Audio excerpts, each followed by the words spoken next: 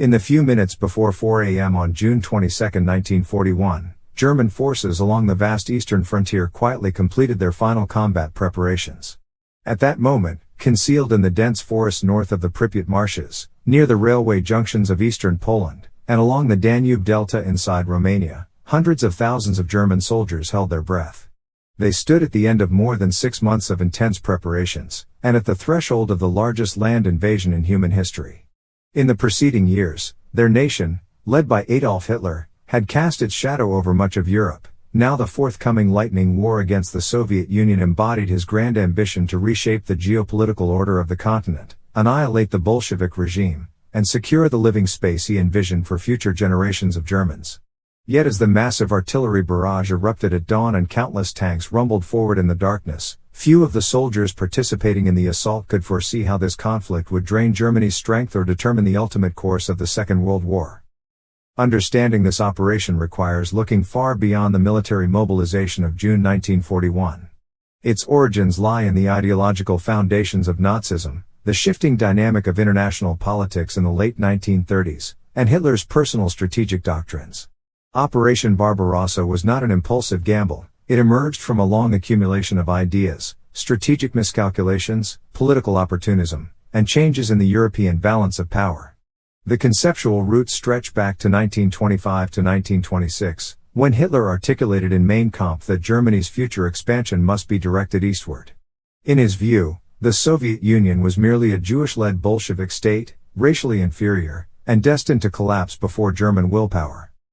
When the Nazi Party seized power in 1933, Hitler's foreign policy briefly appeared flexible, but his ideological objectives never wavered. Even when he signed the German-Soviet Non-Aggression Pact in August 1939, he neither trusted Joseph Stalin nor abandoned the long-term plan for war against the USSR. The pact provided temporary security on Germany's eastern flank, enabling Hitler to wage war against France first. Yet the pact was inherently fragile. Stalin saw it as a means of buying time and stabilizing his western border, while Hitler saw it as a temporary convenience to avoid a two-front war. Once France was defeated, he believed Germany would be free to turn east. Germany's stunning victory over France in May to June 1940 sent Hitler's confidence soaring and convinced him that the Soviet Union could likewise be crushed quickly. The sudden collapse of the French army appeared to validate the effectiveness of blitzkrieg, while Britain's refusal to seek peace suggested that destroying the Soviet Union would deprive London of a potential continental ally. This logic reinforced Hitler's belief that the USSR must be eliminated to isolate Britain and force it into submission. Within the German military, however, opinions diverged. Army Commander-in-Chief Walter von Brauchitsch and Chief of the General Staff Franz Halder initially remained cautious about Soviet capabilities. Halder wrote in early entries of his summer 1940 diary that Russia's military potential must not be underestimated, particularly given the vast spatial factors involved. But such voices held little weight in the face of Hitler's increasingly unchallenged authority. At a crucial meeting on July 31, 1940, at the Wolf's Lair near Berlin, Hitler declared that the Soviet Union was a rotten structure that will collapse with a single blow, and predicted a campaign of no more than 5 months. He insisted that Germany had to destroy the USSR before Britain could draw the United States into the conflict. Economic motives also played a decisive role. The British naval blockade severely restricted Germany's access to oil, grain, rubber, and other essential materials, and the USSR was the only neighboring region whose resources could be seized by force on a massive scale. Ukraine's wheat fields, the Donbas industrial basin, and the factories surrounding Leningrad and Moscow formed a strategic prize that German planners in the Four-Year Plan Office and the War Economy Office repeatedly emphasized to Hitler. They promised that control of these resources would sustain German war production for decades. Once Hitler resolved to attack, Germany entered an intense phase of strategic and logistical preparation. Despite unfavorable geography, primitive road networks, and notorious seasonal mud periods, conditions fundamentally unlike those of Western Europe, Hitler and many officers believed the Soviet Union would collapse just as unexpectedly as France had.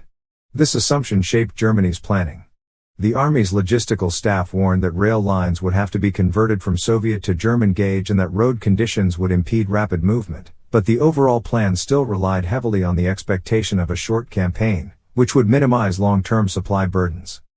Meanwhile, the Soviet Union was gripped by its own political and military vulnerabilities. Stalin's Great Purge of 1937 to 1938 had devastated the Red Army's command structure, with many experienced officers executed or imprisoned. Although reappointments began in 1939, institutional damage remained severe. The poor Soviet performance in the 1939 to 1940 Winter War against Finland further exposed the Army's deficiencies. Germany interpreted these failures as proof of Soviet weakness, overlooking the rapid military reforms and vast expansion the Red Army undertook afterward. By late 1940 and early 1941, millions of Soviet troops were deployed along the western frontier, but their organization was chaotic, reinforcements incomplete, and many units had not undergone proper training. The Soviet intelligence network repeatedly warned that Germany would attack in summer 1941, but Stalin dismissed these reports, fearing provocation and firmly believing Germany would not risk a two-front war until Britain had been defeated. As a result, the USSR did not conduct a full mobilization, nor did it position its frontier forces for a modern defensive campaign. German intelligence made significant progress in observing Soviet deployments, yet key blind spots remained. They underestimated Soviet industrial capacity, especially the depth of the strategic reserve beyond the Ural Mountains, and failed to assess the Red Army's mobilization potential accurately. These miscalculations bolstered the German belief in a short campaign. Operational planning continued to rely on blitzkrieg principles, concentrated breakthroughs, encirclement, and rapid exploitation. But the USSR's geography and manpower rendered the assumption of a quick Soviet collapse dangerously flawed. As spring 1941 approached, German preparations accelerated. Operation Barbarossa divided the invasion force into three army groups. Army Group North, commanded by Field Marshal Wilhelm Ritter von Leeb, aimed to advance through the Baltic states and seize Leningrad. Army Group Center, under Field Marshal Fedor von Bock, received the main task, breaking through Belarus and advancing directly toward Moscow. Army Group South, led by Field Marshal Gert von Rundstedt, targeted Ukraine's agricultural and industrial heartlands, aiming ultimately to push toward the Donbas. In total, Germany and its Axis allies massed around 3 million troops, more than 3,700 tanks, 2,700 aircraft, and vast numbers of horses, trucks, and artillery pieces. It was the largest land force assembled for a single operation in history. On the evening of June 21, 1941, Germany's final order to commence the operation was issued. Halder recorded in his diary, "We are standing at a great historical threshold. Success or failure will decide the fate of the German nation." Still, many officers worried that unusually heavy spring rains had left the roads muddy and warned that logistical problems could cripple the offensive. Their concerns went unheeded. Hitler's decision was irreversible. On the Soviet side, although frontier commanders received growing warnings about German troop concentrations, Stalin remained convinced the Wehrmacht would not attack. That night, some Soviet units were ordered to increase readiness, but full defensive measures were not taken. Many artillery crews had no shells loaded. Some officers feared that any proactive defense posture might provoke Germany. Thus, when the German assault erupted, Soviet forces in many sectors were almost completely unprepared. At around 3:15 a.m. on June 22, German artillery opened massive barrages along Army Group North sector, and Luftwaffe bombers struck Soviet frontline airfields, destroying hundreds of aircraft on the ground. Meanwhile, Army Group Center launched its attack near the Brest fortress, with armored units charging forward in darkness. Army Group South advanced alongside Hungarian and Romanian forces, the latter eager to regain Bessarabia and northern Bukovina. The Soviet frontier line collapsed almost immediately. The 4th, 5th, 6th, and 10th Soviet armies were encircled in multiple pockets. In the Białystok-Minsk sector, the pincer movements of Heinz Guderian and Hermann Hoth's armored groups pierced deep into Soviet territory within days. Red Army communication networks broke down, commanders were killed or cut off, units fought isolated battles without coordination. Halder wrote on June 29, "The successes of Army Group Center have surpassed our most optimistic expectations. The enemy is in full disintegration." Yet alongside these successes, ominous signs emerged. The Soviet Union did not collapse. Resistance remained fierce, even disorganized. The defenders of Brest Fortress held out for weeks despite being surrounded. Many Soviet formations, even after encirclement, attempted breakouts and inflicted casualties. In early July, Halder noted for the first time, "There are indications that we underestimated Russian resistance." Within days of the invasion, Stalin, after a brief shock, reasserted control. On June 30th, he established the State Defense Committee to direct the war effort. Full mobilization began, and millions of reservists were called to arms.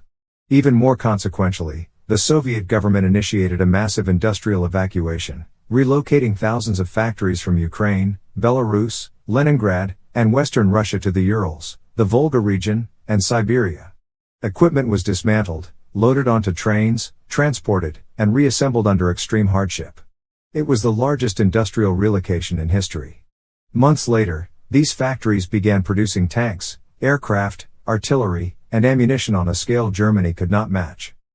Meanwhile, German logistics began to deteriorate. As the front advanced hundreds of miles, supply lines became overstretched. Rail conversion proceeded slowly. Roads were inadequate. The Red Army's scorched earth retreat denied the Germans resources. Seasonal mud turned highways into swamps, stalling tanks and trucks. Officers complained that the enemy has not defeated us, but the mud has nearly stopped us. At the strategic level, a major dispute erupted within the German High Command after the capture of Smolensk. The General Staff insisted that Moscow, political center, industrial hub, and transportation nexus, must be the primary objective. Hitler disagreed, arguing that the focus should shift to Ukraine and Leningrad. He prevailed. Armored units were diverted north and south, weakening the drive toward Moscow. Although Smolensk was taken, the delay gave the Soviets time to reinforce the capital. In October, Germany launched Operation Typhoon, the final push to capture Moscow before winter.